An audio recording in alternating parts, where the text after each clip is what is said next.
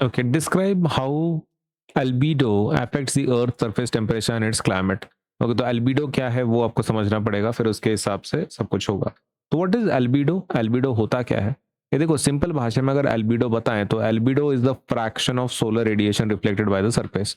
तो सरफेस कितना solar radiation को रिफ्लेक्ट करता है उसे हम क्या कहते हैं? अल्बीडो कहते हैं। तो albedo is the fraction of solar radiation reflected by a surface. तो सनलाइट आती है सरफेस के ऊपर, है ना, और वो रिफ्लेक्ट करती है, तो कितना हिस्सा रिफ्लेक्ट हो रहा है, कितना हिस्सा रिफ्लेक्ट हो रहा है, हमें उसे एल्बिडो कहते हैं। तो एल्बिडो इज व्हाट?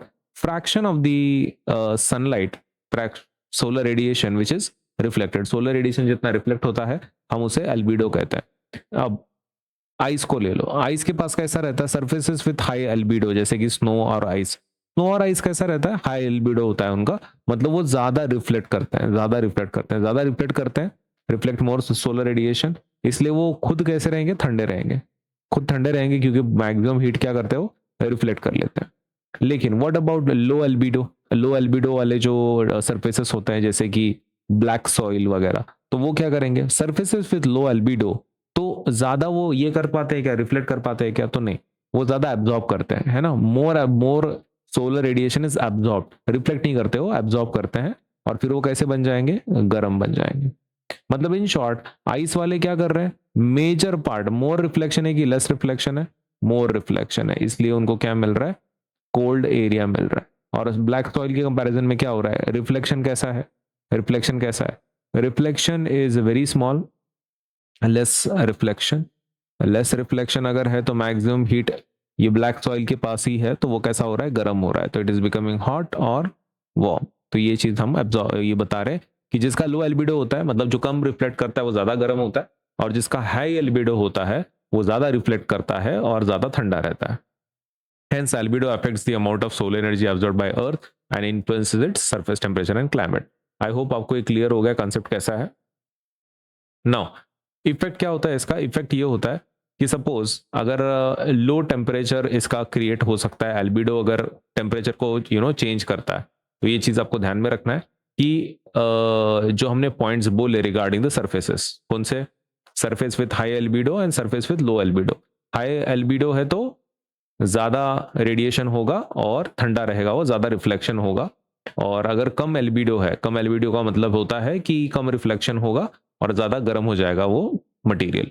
तो इसी चीज को यहाँ पे डिटेल में बताया गया है, ठीक है। तो पहला पॉइंट है high albedo surfaces such as snow and ice reflect more proportion, है ना, ज्यादा रिफ्लेक्शन करते हैं वो।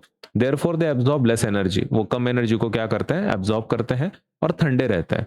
The textbook states that high albedo of snow and ice contribute to the cold conditions of the polar region. High albedo का कैसा रहता है चीजें कि वो ज्यादा कंट्रीब्यूट करती हैं कोल्ड कंडीशंस को, सही है। लो एल्बिडो की बात करते हैं। अब लो एल्बिडो किसका होता है? ब्लैक सॉइल का, करेक्ट। तो वो ज्यादा रेडिएशन को रिफ्लेक्ट करते हैं कि नहीं? कम रेडिएशन को रिफ्लेक्ट करते हैं, लेस रिफ्लेक्शन रहता है, तो ज्यादा हीट को क्या करते हैं? एब्जॉर्ब ही कर लेते हैं। अब रही बात इफेक्ट ऑन क्लाइमेट, क्लाइमेट के ऊपर कैसा फर्क पड़ता है? Because different surfaces reflect and absorb different amounts of solar radiation, albedo influences surface temperature and climate. Albedo किसको ये करता है? इन्फ्लुएंस करता है surface temperature और climate को। Changes in the extent of reflective surfaces such as snow and ice can alter the amount of solar energy absorbed by the earth. अब अगर स्नो और आइस कम या ज्यादा होता है तो उससे क्या फर्क पड़ता है? कितना सोलर एनर्जी अब्जॉर्ब होगा कि नहीं, वो उसके ऊपर फर्क पड़ता है, राइट।